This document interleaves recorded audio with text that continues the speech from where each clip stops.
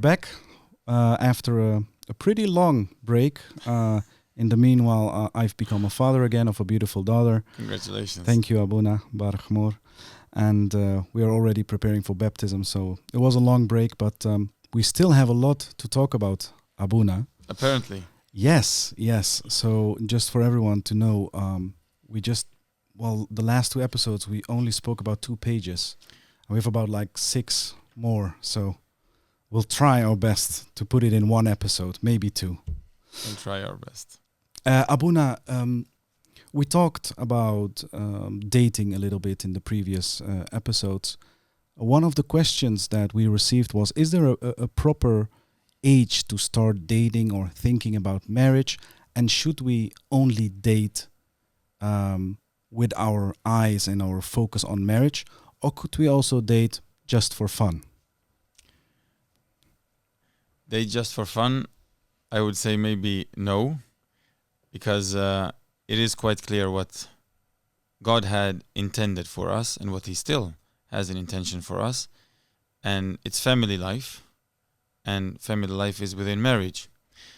And if we use the word dating, I would say maybe to find your future spouse or to search for your future spouse or also to get to know your future spouse. In the old days, maybe it was a little bit different. We talked about the old school of getting married and the new school of getting married, but in the days of today, I would not say no to dating, but I would still advise to make it proper and make it good. And of course, there is an age, but what we can see with the development of today's world, maybe modern world, I don't know, maybe also in other countries or other parts of the world where it's not so modern according to the modern definition, but everything is going down in ages. Before, people had one phone for the whole area community, and then every household had one phone, and now children in the ages of 10 years old have a mobile phone. So they get to learn and see and experience things that maybe they shouldn't, but they also get exposed to, let's say, the romantic life also earlier than they should. So it is a little bit difficult to say, but still I would say dating, that means in one way or another to have some kind of try of a relationship, I would say in the late teenagers. In the early teenagers, we can see maybe they get interested in each other. Boys get interested in girls, so on, and they get to know themselves also. What they find is good, what criteria they have, and how do they work? How do I? What is my mentality? What is my personality when they are in the teenagers? Let's say 15, 16, 17. Also, they still grow up. But in the end of the teenagers, maybe it's not so bad when they see each other in good places to have some kind of dating, but in good formats. Such as, what kind of place are we talking about? If I meet a good young woman in school and I want to get to know her better, okay, good. In church, perfect. Disco, yeah, I don't judge anyone, but it's about to get to know someone for also a reason. Maybe people don't think about marriage when they are 16, 17. Maybe they begin with 18 and so on, but it's not so bad to get to know each other. No, but I also, that's because you said maybe they're not looking for marriage, but at the same time you're saying it's okay to be dating maybe at that age. I also want to add to that, I feel like it's not always the case. Now, we talked a lot, we have a good youth in Holland, pretty good, but very often people of this age they are not very interested or very invested in the church. So is it in that case proper to be looking for dating when the intention has to be marriage if you're not even focused on Jesus at this point in your life? Right? Maybe you're too young, you maybe not raised well or whatever. I think we Serioye, we have maybe the advantage that although we are not always rooted in Christ as we should be, but we still have something in our people identity where marriage and family life is still a very important value. So I still don't say no to that, because some place, although the world is trying to erase that, but some place here in the back of their head, they still think about, hey, people should get married. We should get married. And that's not bad. So let's then make it as a good a foundation possible from the beginning. So let's get to know each other in a good way, of course. And if they think about long-term relationships, about marriage, then get to know each other is good. Yeah, but Abuna, you said in a good format. Yeah. So what a lot of our youth are doing is they meet someone, and then they want to date like non-religious, let's say Western secular people date. They want to go to the cinema. They want to be alone. They want to have a walk in the park, and they often don't inform their parents that they are going on a date. They'll take the train separately to another city where there's not much Syriac, and then they will go to the cinema or to the park or to the... What do you think about this? Is that a good way to get to know each other? Because some of these people end up marrying each other and have a very good Christian family life, but at the same time, they lock out their parents, they're doing something sneaky. Yeah. How do we deal with this? Because it's not rare. No, apparently it's not rare, but difficult to say how do we deal with it, because I also think that we as a people, we're still developing, and we also developed from the early ages before we even came to these countries, and now we are living here. How was it in the beginning? What we think is also shameful now, not only sin, but also shameful now compared to what it was before. But still, I would say, I used to give advice to my youth. I say, if it cannot happen, most likely it will not happen. And I talk about falling in sin, because to get to know each other is not bad.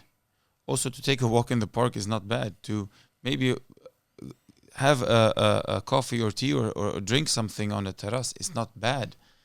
But let's not make it into a risk where we can sin. And unfortunately, the devil, our enemy, he wants to destroy marriage even before it gets to marriage.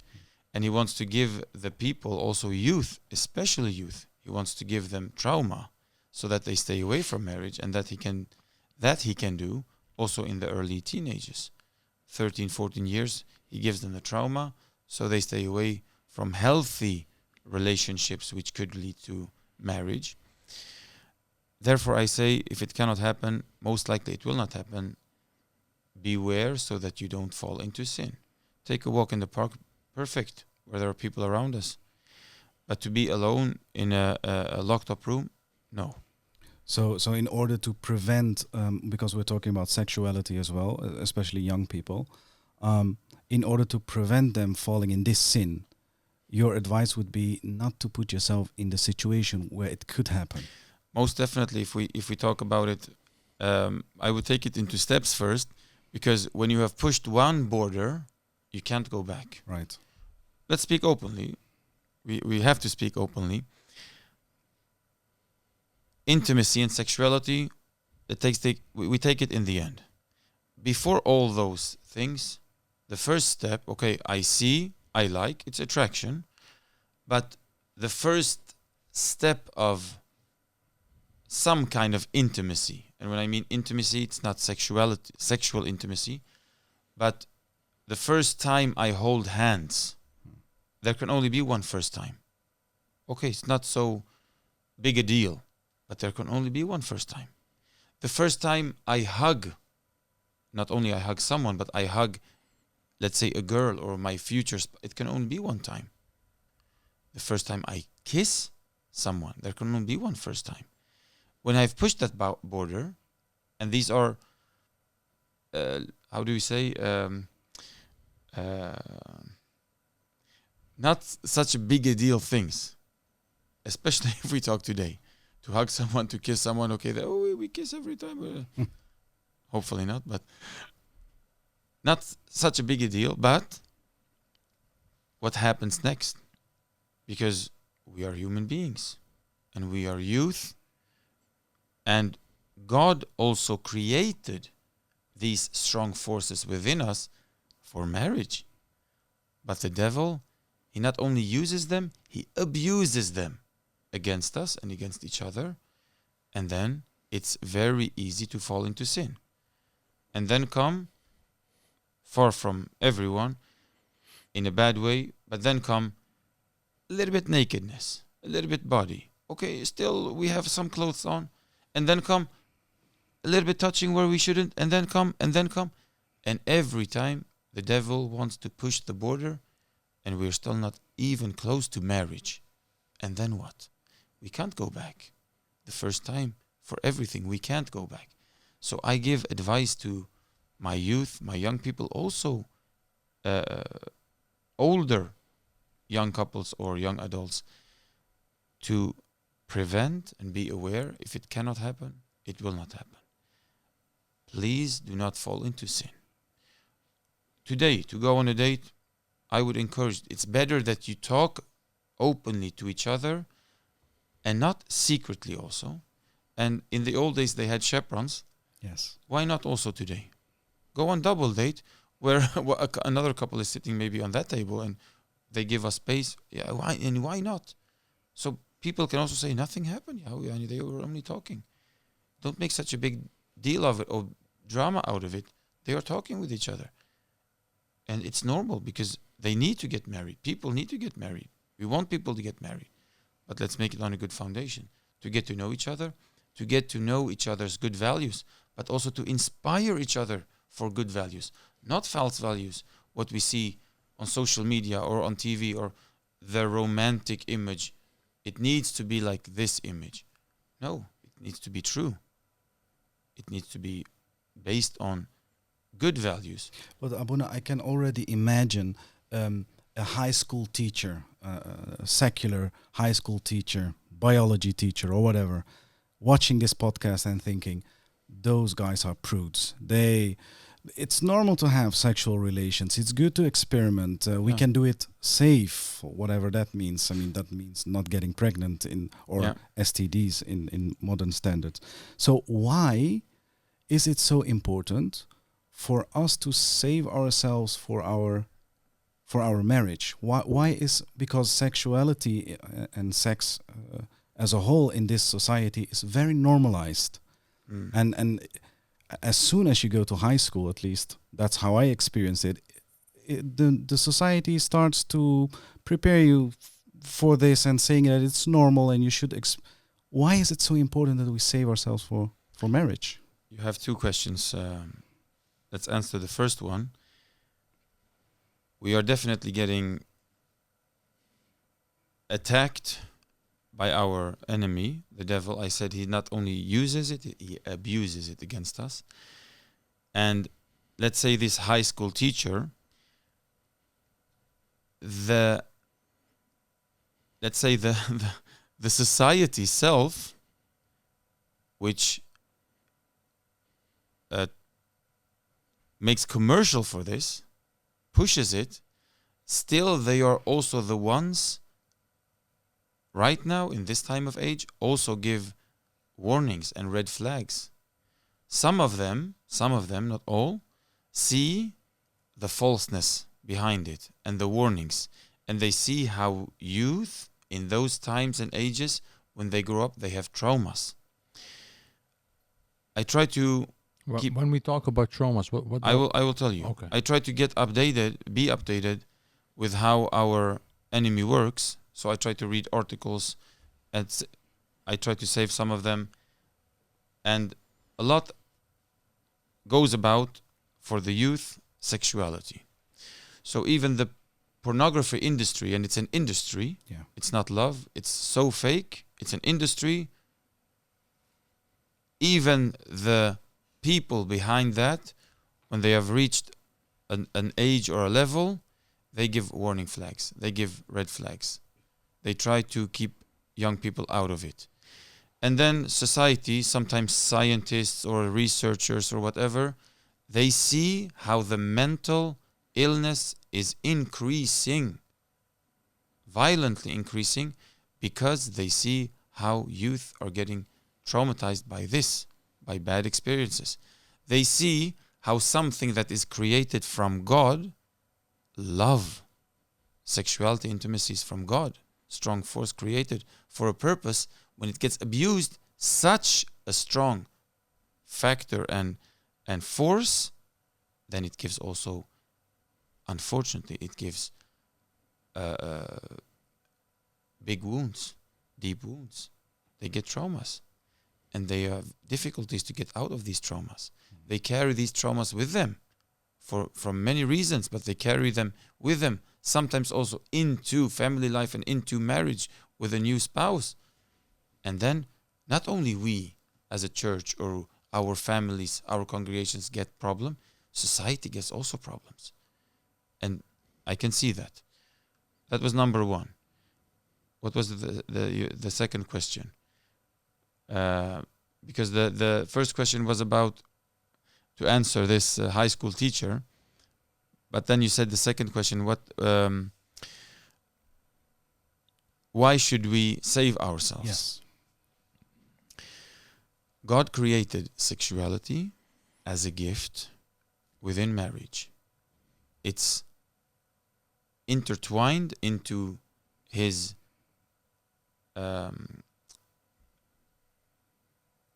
first commandment to make children, make a family. So we have to follow his will, his commandment. If we don't do that, we lack a part. So we lose some part of it. Secondly, if we also abuse this gift, we lose another part. Thirdly, when I meet my future spouse, normally I expect and I want him or her to be a virgin, to have saved him or herself for God, but also for me. Sometimes I have that expectation. I'm not talking in general. I have that expectation, but I'm not a virgin, but still I have that expectation. I still want my wife to be a virgin, or I still want my husband to be a virgin, but I'm not. Okay. People can fall into sin, make mistakes. Unfortunately, they are big mistakes. It's not something small, but okay. We don't judge. It's not our task to judge right now with this podcast. But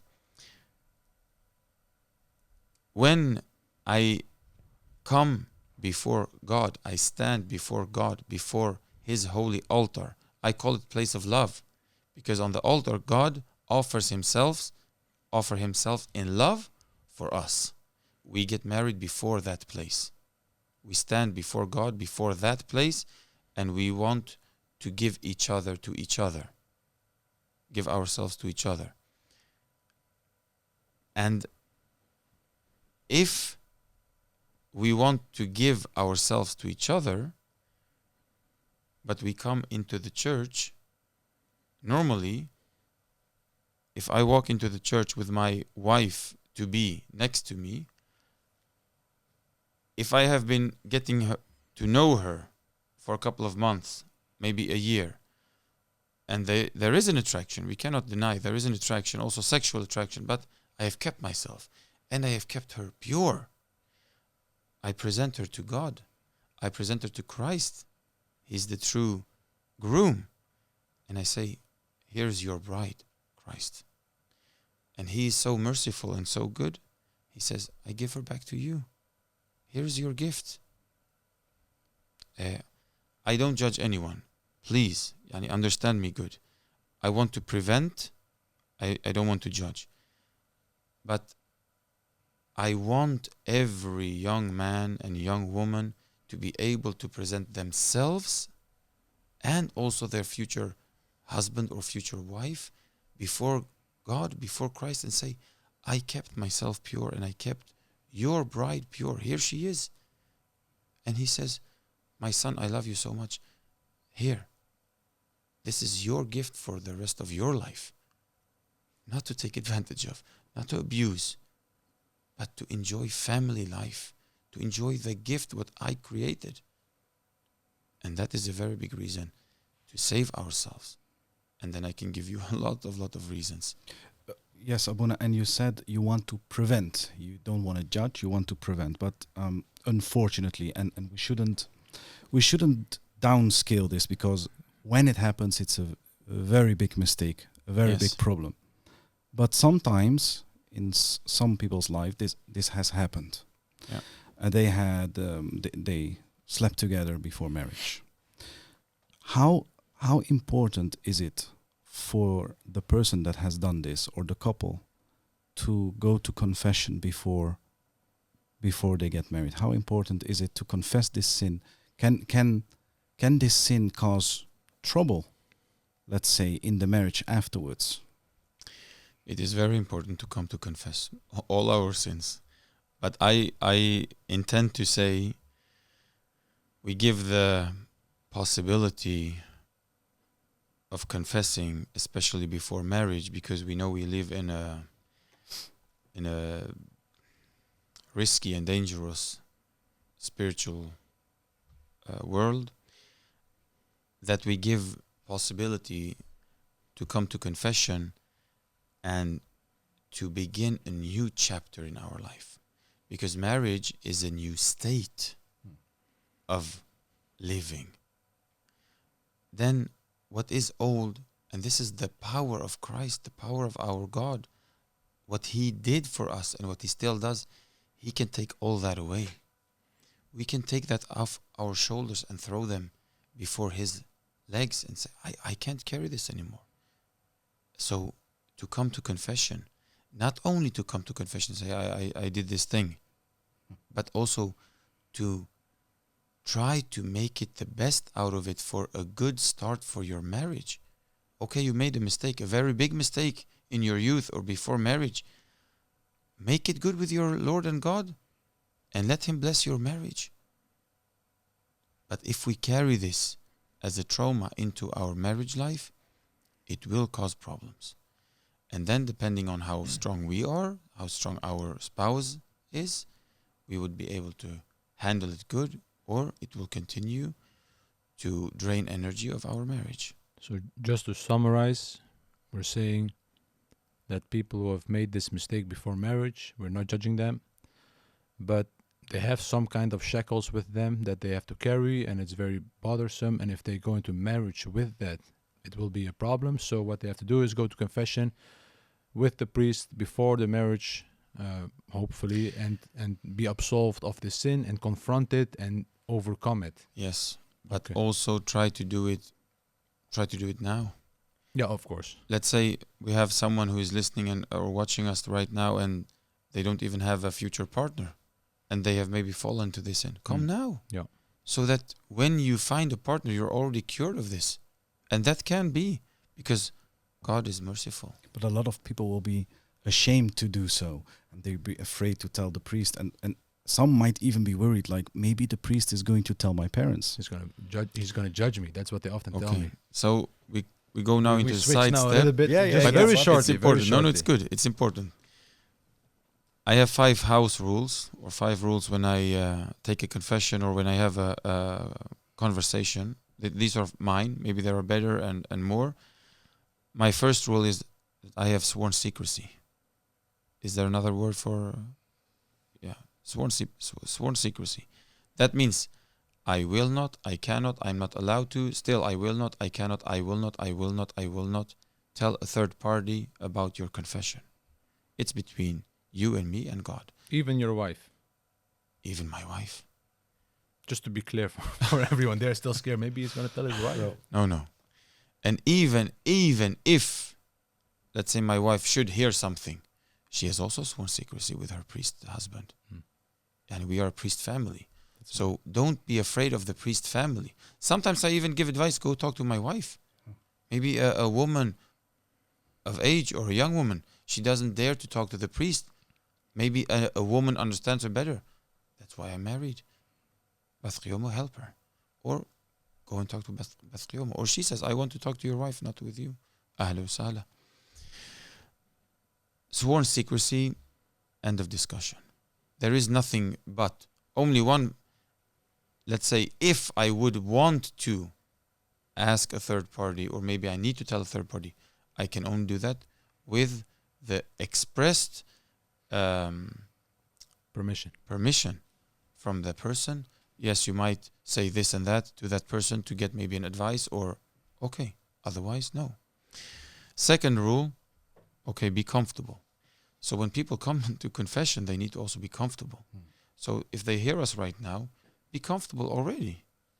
Third rule, always talk and speak the truth, but also to be honest. Truth and honesty, both. Fourth rule, and this is connected to if we dare or don't dare, or how would the priest see us. The fourth rule is, I don't judge. It's not my task to judge when you come to confession or when we have a conversation about something. God is the judge. And He judges right now, but He will also judge us when He comes for Judgment Day. But every one of us judges himself or herself in their deeds and actions and how they live. But I will not judge when you come to me for confession, even if you talk about this, sexuality, or I fell into lust or into sin before marriage or during my youth. I will not judge, and I will not tell anyone. I will try to help to get to Christ and get away from this sin. And the priest, he has, with his priesthood, he has the power to bind and unbind sins. So I can say what is good and what is not good according to God's path, according to God's will. But I will never, when they come to confession and then they leave, I will never ever look with another view that they need to be ashamed when they see the priest, or they need to be scared when they see me again. Never. And I think, I can only talk for myself, but I think this is also the mission, and I think also the mindset of every priest. Don't be afraid. Go to your priest and try, maybe in small steps, but try. And the fifth and last rule is also important. If the priest gives advice or instructions, try to follow them. Then the priest can help further. But come to confession. Shortly, come to confession. And shortly also, please prevent falling into sin. Prevention is better than remedy. Yeah, prevent to fall. If it cannot happen, most likely it will not happen. But the devil wants things to happen because he wants to marry. He wants to ruin marriage even before it happens. Yeah. So good preparation is the most important thing. And staying on that topic, Abuna, what would you say is the most important thing or things to discuss with your future spouse before getting married? Now, let's not get a whole Is it time for list, a joke? but well, of course, if you want. The most important thing, what should you name your children? And Yuhanun and Maryam, they are two good names. So soon all the children will be Yohanans and Maryams. No, that was a joke, but they are two good names.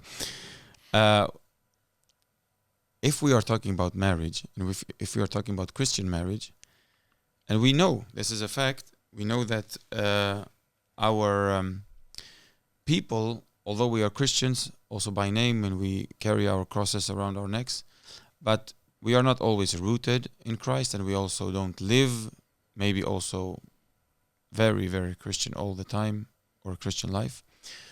But we are talking about a Christian marriage, so then I would say important is the Christian values. Because if the Christian values and the same values, or at least the same view on the values and how to try to live according to them, I think that is A good foundation. a stable and good foundation. Can you for give some marriage. concrete examples of these things? We're talking about pre-marriage. We're talking about courting between a man and a woman. What are some concrete things that they should they talk about? How many children they should have? Should they talk about money, financial, or should they talk about the way they practice their religion, or how they look at it in the future? Okay. I think I told it in another episode, Yeshu Habran Marriage Edition, where Jesus is in the middle and the bride and groom on each side. If you can, and if you are in that mindset, and if you are not in that mindset, but you're listening to us right now, then get into that mindset. Put Christ in the middle. And have Him as a foundation for your life, individually, but also for your family life. So talk a little bit about Christ. Talk a little bit about how do we want to live our Christian life together. But then there are other factors of living and other factors of life. But we are talking about family life. So we have parents, we have brothers and sisters, and we have maybe future children. Talk about that also. That's also family. Talk about the values of family. Talk about going to church. Don't talk about how many times a year we want to go to vacation. That's also important, but talk about how many times a week, not only how many times a year we should go to church. And I see that switch, and I'm very proud of it. When they get married, I see that switch. They come to me many times, and this is, I don't break my sworn secrecy because I'm talking in common, but I see many young couples who are coming to before marriage, and we have our marriage conversation, and we ask them about going to church also. That's one of our questions. Yeah, we're not so good at it until now, but honestly, we intend to. And I say, very good. That's what I want to hear. I don't judge you for not coming until now, but now come to church. Come as a couple. Pray for your husband. Pray for your wife. So talk about these things. Finances. You can talk about finances. They are also some kind of important factor in a household. You can talk about finances, but be clear to each other. But what are your values? If we take something, let's say, aside from each other or far away from each other, we have a guy, and this is just a made-up story, but we have a guy, and he says, yeah, I want a beautiful wife. I want to have a jet-set life. I want to have 5 or 6 vacations, sometimes weekends in the cities, or 3 sun and beach vacations. And Abuna, you're breaking your confession seal. Why are you telling my secrets? I'm joking. Yeah, good. We need to laugh. And then we have a young woman, and she thinks about establishing a family. He wants to go and see the whole world. Right. It's not bad. And she wants to establish a family. This is a little bit, I don't say extreme. This is good values, and this is maybe not extreme, but he's on that edge and she's on that edge. When they come and meet, their values will be a little bit mixed or far away from each other. Where is the foundation? Like the candles, they melt together. They have to melt together. Yes. So talk about it and find each other, but find each other by Christ. Let Him take your hand, and let Him take your hand and draw him closer to you, and let Him draw you closer to each other and to Him.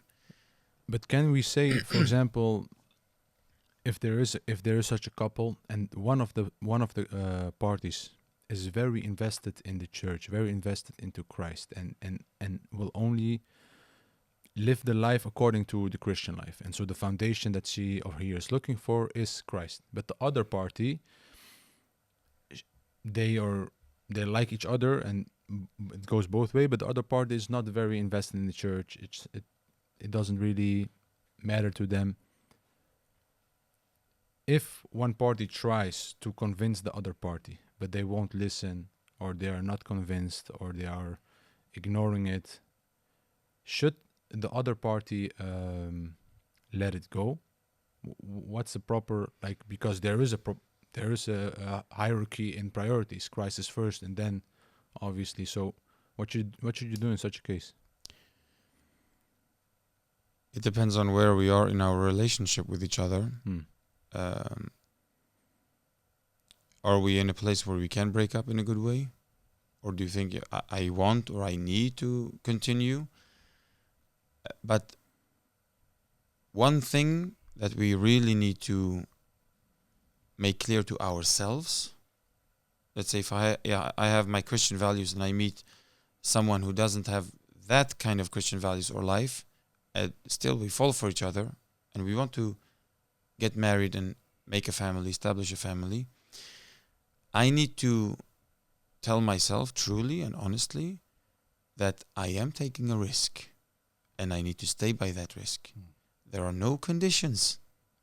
I cannot think, if I am able to change him or her, perfect. If not, I divorce. There are no conditions. When we enter a marriage, it's conditionless. There are no conditions. Not in time, not in place, or any other factors. Marriage is for the rest of our lives. So if I succeed to plant my Christian values by my spouse and I get a good Christian marriage and family life, success. If not, then I need to live with it as good as I can from where I stand. But you would say it's okay. I say, Well, what's the advice? Should you do it? Should you not do it? I mean, it's also a risk, because what if the other way? of course. And the influence on the And children. then what I wanted to tell is that please do not lower your level. That is important. Try to raise his or her level. Do not lower your level. And that I also tell, because when we are talking our marriage talk before getting married with my couples, I mentioned this also. I try to tell them, don't let the other one go down in Christian or spiritual or churchly levels because you are maybe lazy, you don't want to go to church, you don't want to do this or that. Please try to raise your level according to hers. Okay, sometimes we need to compromise, but it will be a big danger and risky for one strong person, at least in the marriage, also to lower his or her level, Christian and spiritually, and then you have a non-Christian marriage. Where is Christ then? Who will carry? But I cannot give the advice to continue or not continue, because that depends on where do we stand in our relationship.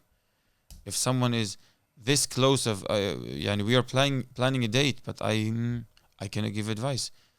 But in the end, they need to weigh themselves, like the Bible also says.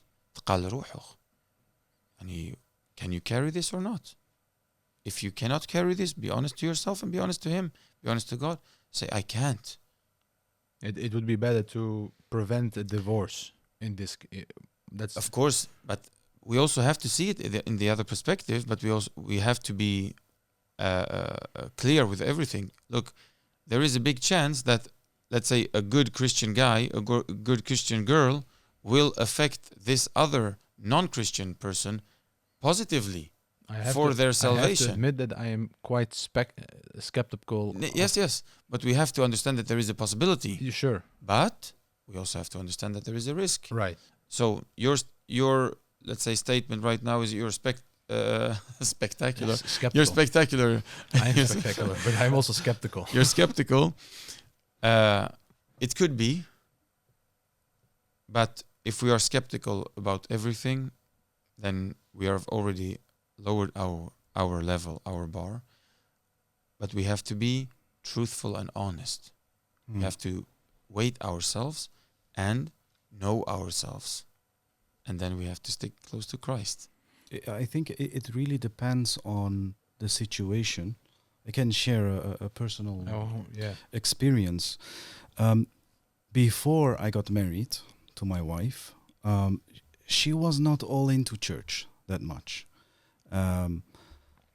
For her, yes, she was born in the Syriac community, but that's pretty much it. And if it were up to her, she'd go to church twice a year during Christmas and Easter. Like most of you, yeah.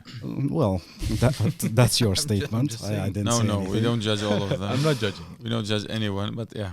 But I was very much into the church. I did not come to the Syriac community for culture. I love the Syriac culture, but I didn't go. I didn't become Suryoyo for the culture. I didn't become Suryoyo for the food, although you can't tell that. But anyways, but that was not the main reason. The main reason was church, Christianity. And then I went to Australia. And in Australia, I had the opportunity to stay in Australia.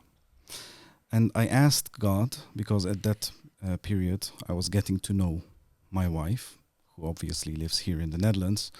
I said, Lord, please help me make the decision. Should I stay here in Australia and dedicate my life to the church here, or should I go back to the Netherlands? And I had a small icon with me that was given to me by a Russian priest of Saint Anna, the mother of Saint Mary, so the grandmother of Jesus. And he told me, just ask for her intercession. And at that night, I dreamed that I was going to my in-laws' house, to the father of my wife, to ask her hand in marriage. And when I was sitting in that house in my dream, I started to doubt, should I get married or not? Should I get married or not? And then all of a sudden, it was like I was shaken. And I woke up and the icon fell on me. And that was the moment I thought, all right, I asked for a sign, maybe this is a sign. I went back to the Netherlands. In 2 weeks, I asked her hand in marriage. We got married. And now she's all into the church. She wants to know more.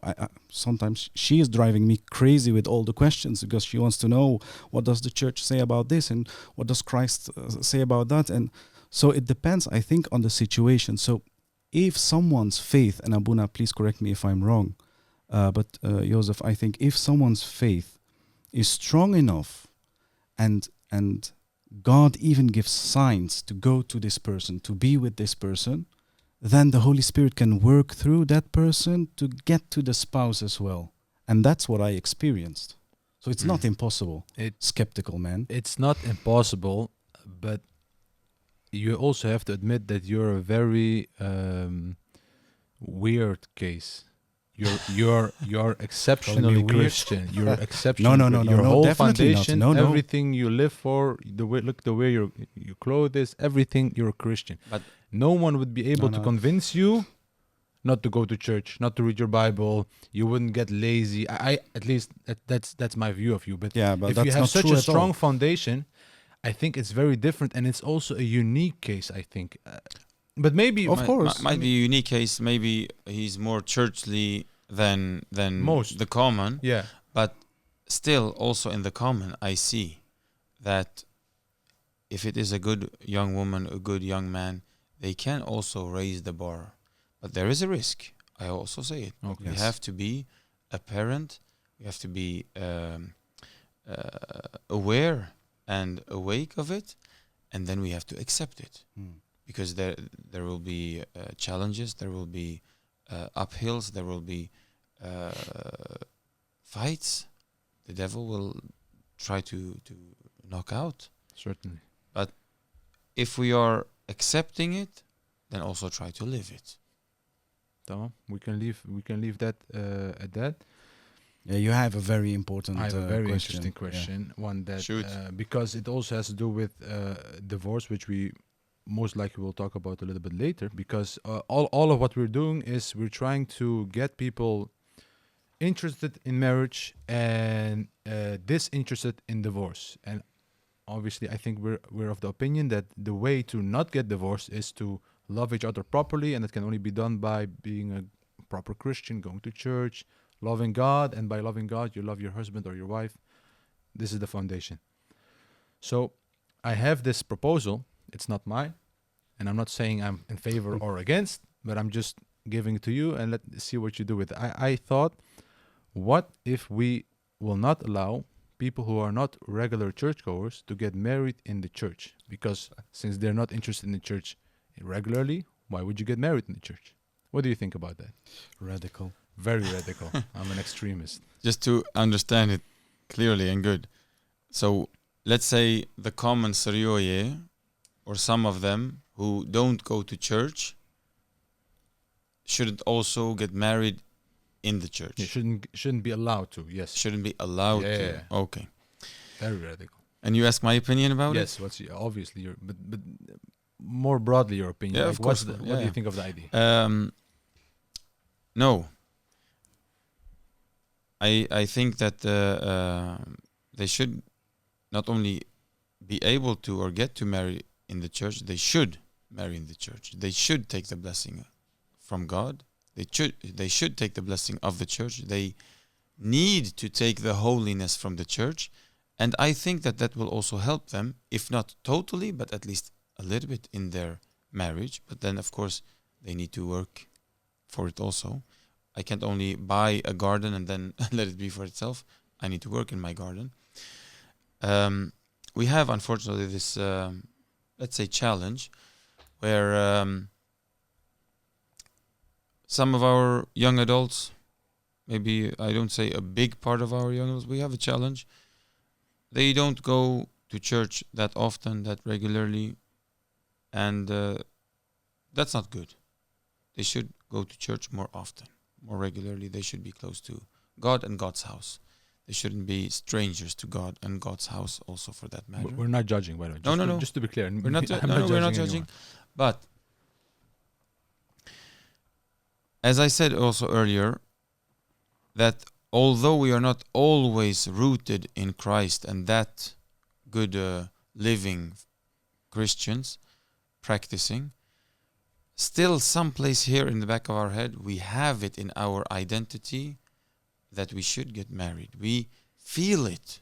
But This is a cornerstone from God. but it's also part of our culture. Yeah, culture, but I think also, as I said, we feel it. It's some kind of cornerstone from God. Okay. And it is. It is the cornerstone of God's creation. That is what He created. Adam and Eve, man and woman, husband and wife. He blessed them, and He gave them a mission: make children, make family, establish family. So I think there is some place here, and that's also why we can see sometimes there is a how do you say? There is a fight against marriage. The people who are against marriage also know it. They also feel it, but they fight against it. Okay, another thing. But these, let's say, young couple of ours who don't come to church that often, but still they marry because of maybe their parents want them to marry. Oh, you have to go to the priest. You have to marry in the church. You cannot live like that. You cannot not get married. Okay, that's very good. The parents are doing their job. They should normally force them to come to church more often, but still, if there is something, at least go to church, take the blessing of God. And that is, I don't say enough, but that is at least a level of minimum. Go to church, stand before God's altar. I would pity the people, especially Syriac faithful, Christians. Doesn't matter if we are practicing our lives or not, but I would honestly pity, without any judgment, I would feel sorry for the people who have only wedding photos of non-churchly stuff. That's not marriage. That's a party. Okay, So, then I have a follow-up idea. Obviously, what we're trying to prevent is divorce. You say if you get married, obviously you get the blessing, even if it's maybe unconscious, maybe if it's motivated by parents or by culture or by the people or whatever. Would you say the same thing about people who ignorantly take part of the Eucharist?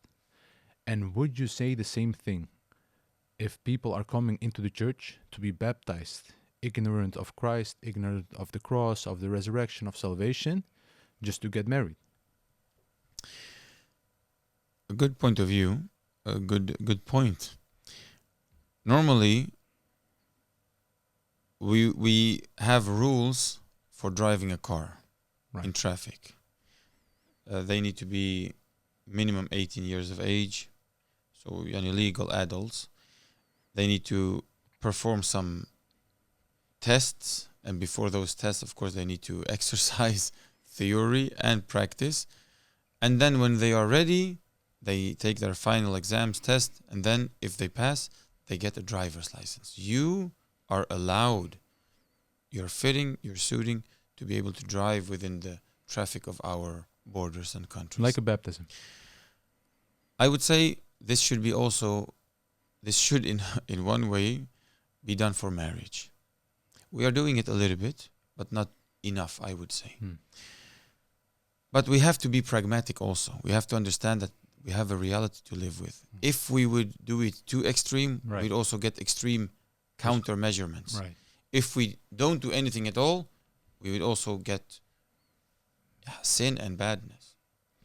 So we are pragmatic. We try to do our best, and we are, unfortunately, we have Christ, we have God, but we don't have endless resources. Also, not only about money or things, also with manpower. We should have many more priests to help with this. I wouldn't say problem solved, but problem good dealt with. Most certain. And the same goes, your question about baptism, about Eucharist, I need to take Because Fagro. Yeah, I know. Obviously, we would not accept any baptism if it's not a practicing Christian. If we're talking about someone adult, you're talking about. Yeah, of course. Yeah. Most likely no. But for marriage, we should take it more seriously, and we should teach it, or at least try to practice it to our couples more seriously. I think, at least if I talk about the Netherlands and our Community. let's say community, we are trying now to notch it up a level or two with serious marriage talks and also get-togethers, and maybe not conferences, but lectures or activities before marriage, also for marriage, should be done. And I recently said, don't lower the bar. I tell the people, or you or the people, I tell them once, I tell myself twice. But it's a challenge. I also don't want to lower the bar of Christ, of what I can accept or not accept. But it's a challenge, and I need to be pragmatic, and I need to also compromise. Do the best what I can according to my ability for salvation. Yeah, I think it's a properly good answer. I think it's the best answer you could give, considering, as you said, the situation that we're in. We have to be pragmatic, and we have to balance the way that things, they're just the way they are. I mean, I guess nobody wished for it to be like this.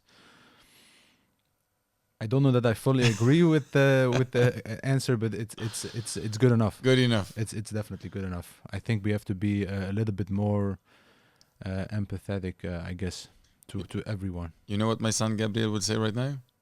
Approved. Okay, wait, one moment. Give me this. Let me see. I tried to skip another controversial subject, but he wants to talk about. That's right. No, okay. but that's a good question that I got at a Bible study, and I know it's also been asked to you because I was there. There is this issue. I guess at least for me it's an issue because I'm not as rich as Ruben, but I'm not rich. There at all, are but okay. high costs associated with marriage, also with baptism, also with slibo and everything, and they are increasingly getting higher because, most likely, obviously this is the theory, because people want to overdo each other. They want to show like, oh, I got a nicer car, oh, I got a bigger place or whatever. I think personally this is a horrible development in our church because, firstly, we don't venerate and give proper appreciation to the marriage that happens inside the church. So people, they don't attend the church anymore because the party isn't there. And secondly, it's just a big waste of money. Mostly, not obviously there should be a party and it should be celebrated, but I feel like we have crossed the boundary and so the focus. That's right. The focus and the intention of marriage is now the party, and it's not been the church. People, they don't come to church anymore. If I'm in church at the wedding, there's almost no one there, and then we go to the party. Oh, my family's well, here. it's even like that. If you're close to the person, you go to the church. Otherwise, you're not Mm. even allowed to go. It's weird to go to the church, which is very strange to me. It's very strange. You should go to the It's church. been reversed. But before that, even, and let's take the whole package before we get the answer from Abuna. First, we have the coffee. So then we need to bring all kinds of food and Sweets. presents and sweets, and so that's first. And then we have to take the pictures to show everyone that we have more than we had last year. The standard has been raised. Then we have Slibo, and we don't concentrate on the prayer of the cross. No. We want to see how much carat gold is this and how big is, how heavy is it. Then we have the engagement, which, well, nowadays is more or less like It's a a wedding small from wedding. 5 years ago. Yes, and the amount of money spent, you could have helped a lot of people with that money. And then you have the marriage. Again, the focus is on decorations and how many courses of food are we serving, and do we have entertainment, and then, well, we want a singer, and the best are from Sweden, so we have to at least spend 10K on that as well. So that all in all, the focus, as you have said, is very worldly. Mm. It's been reversed. Yes. It's literally been turned around, like Johannes Chrysostomos always says. It's just been reversed. Now the wedding is the party, and the church is just yeah. 2 jokes. Yes. Sure. First joke, he's not married yet. I can. That's the problem. I don't have the money. Save No, up, I'm joking. save I'm up. joking. You just ruined your chances. by Yeah, saying this. I guess. All the ladies once did. No, I'm just joking. Second joke, you said there are a lot of costs with getting married. I have no idea because the church doesn't cost that much. That's the point. That's the point. The church doesn't cost that much, honestly. No, because Abuna, you didn't have this No. big of a- He's talking about the marriage inside the church. I know, Yeah. but Abuna is Yeah, an that's true. example Yeah, that's true. of how you could do it. I think. Yeah, okay, yeah. Maybe that also, but the church doesn't cost that much. And what happens within that hour of church is the most important of this whole concept, what we are talking about.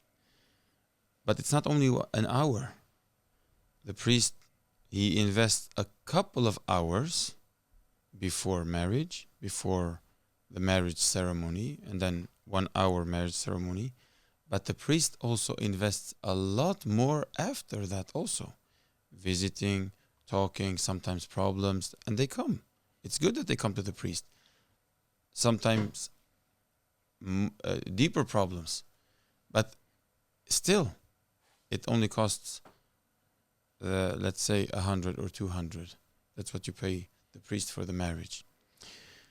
But I don't know, and I don't even dare to ask how much it costs. I know it costs a lot, and you spend a lot. Hopefully you get what you pay for. I don't care, to be honest, because people can do what they want. I have my opinion, but what you say that it is reversed and that it's definitely not a healthy priority, not only I agree, I say it. I say it also in my marriage get-togethers. I try to say it also with my couples. But there is a challenge also, although I am a priest, but I am one against the world, let's say it like that. But it's okay, we raise this question because it is important. Still, I don't care what they do. Outside of church, I don't care because I can't afford to care what they do. I have enough other things to care about. But I don't want them to neglect the holiness of church and the holiness of what happens within that hour. I don't want them to neglect that. Don't forget that. And don't lose that possibility of holiness. The couple, but also the people around them. It's reversed. So we pay for this and that and this and that and this and that, but we don't pay, not about money, we don't even pay attention.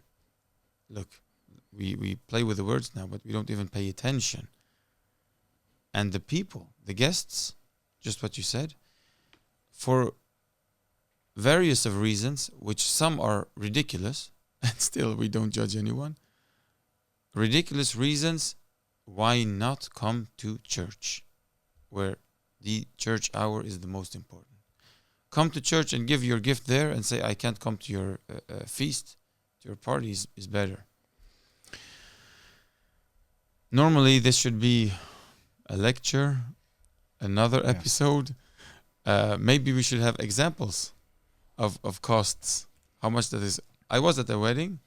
I don't judge the decoration guys or a team or whatever, but someone says the flower decoration on this table where we are sitting costs more than your service today.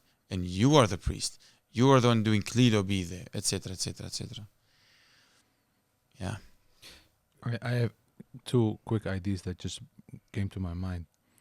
I think it's evident that the wedding feast is more important than the actual church service, because you can see the way that, I'm not judging anyone, but very often the women are clothed inappropriately in the church because they're not going to the church, they're going to the church so they can go to the feast.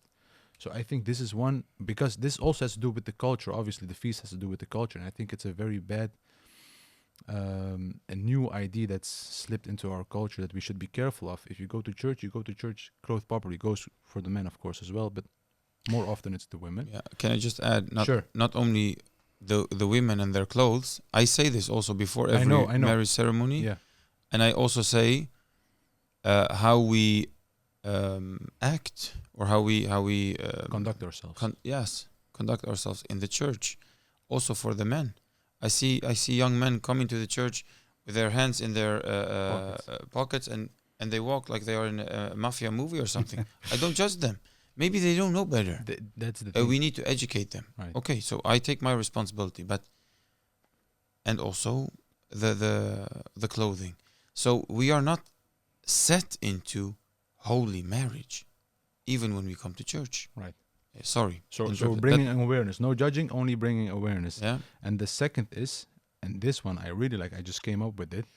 If you don't come to my church service, you're not invited to the wedding feast. Yeah, I wanted to do that. Yeah. Yeah? Yeah. But you didn't. I wanted to make tickets actually that were handed in the Boom, church, and show me. but we had some guests from Germany far okay. away, so we couldn't do that. But good idea. It's not a bad idea, honestly.